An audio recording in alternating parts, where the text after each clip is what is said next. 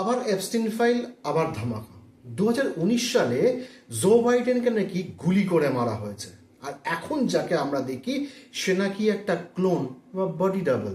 এই দাবি এসেছে সদ্য প্রকাশিত এপস্টিন ফাইলসের একটি ইমেল থেকে। কিন্তু এটা কি সত্যি কোনো বিস্ফোরক তথ্য, নাকি আরেকটি রাজনৈতিক প্রচারের কৌশল? আজ আমরা পুরো তথ্যটা বিশ্লেষণ করব। তাহলে কি আছে এই মেলে? মার্কিন বিচার বিভাগ সম্প্রতি এপস্টিন ফাইলের কিছু অংশ প্রকাশ করেছে। তার মধ্যে একটি ইমেলে দাবি করা হয়েছে 2019 সালে বাইডেনকে ফায়ারিং স্কোয়াড দিয়ে হত্যা করা হয়েছে। ইমেল প্রেরক ও প্রাপকের নাম এফবিআই শো করেনি, তবে জানা গেছে ইমেলটি একজন প্রাক্তন কর্পোরেট কর্মীর কাছ থেকে এসেছে। তিনি অভিযোগ করেছেন এক গোপন এলিট নেটওয়ার্ক শিশু পাচার এবং ক্ষমতার অপব্যবহার এবং বিচার ব্যবস্থা এটি নিয়ন্ত্রণ করছে। এখান থেকে ক্লোন থিওরি আবার সামনে আসে। কিন্তু দেখতে হবে এই ক্লোন থিওরি কোথা থেকে এলো।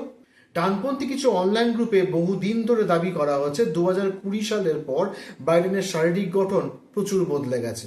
চোয়ালের আকৃতি, উচ্চতা, হাঁটার ধরন, অনেক কিছু চেঞ্জ হয়ে গেছে। আর এই থিওরি আরও প্রচার পায় বাইডেনের হঠাৎ পড়ে যাওয়া, ভুলে যাওয়া এবং 2020 সালের পরে তার মুখের শেপ অনেকটা চেঞ্জ হয়ে যাওয়ার পরে। পরবর্তীকালে জানা যায় যে তার স্কিন ক্যান্সার হয়েছিল। 2025 সালে ডোনাল্ড ট্রাম্প তার এক সমর্থকের পোস্ট শেয়ার করেন যেখানে লেখা ছিল original Biden executed, now you see clones. মূলধারার মিডিয়া একে রাজনৈতিক বিভ্রান্তি ছড়ানোর কৌশল বলছে। তাদের মতে এটা প্রেসিডেন্সির বৈধতাকে বিদ্ধ করার একটা পরিকল্পিত প্রচেষ্টা। আর এখানেই আসছে এপস্টিন ফাইলসের বৈধতা নিয়ে প্রশ্ন। যদি সবকিছু মিথ্যে হয় তাহলে পুরো এপস্টিন ফাইলস প্রকাশ করা হচ্ছে না কেন? ডেমোক্র্যাটরা তো নিজেদের এলিটদের বিরুদ্ধে কঠোর বলে দাবি করে, তাহলে সব নথি সামনে আনলে রাজনৈতিক সুবিধা পাওয়া যেত না?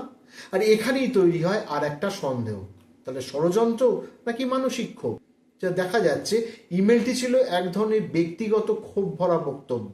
প্রেরক দাবি করেছেন তাকে অন্যায়ভাবে চাকরি থেকে সরানো হয়েছে, আর সেই অভিযোগ থেকেই তিনি এলিট ক্যাবাল, গোপন সামরিক ট্রাইব্যুনাল, নতুন বিশ্ব ব্যবস্থা ইত্যাদি তথ্য তুলে ধরেছেন।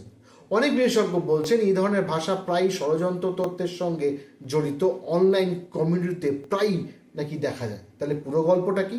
এখানে দুটো বিষয় আলাদা করতে হবে। এপস্টিন নেটওয়ার্ক ছিল বাস্তব, কিন্তু তার সব দাবি যে প্রমাণিত সত্য এমন নয়। আবার রাজনৈতিক মেরুকরণের যুগে এমন তথ্য খুব দ্রুত ভাইরাল হয়।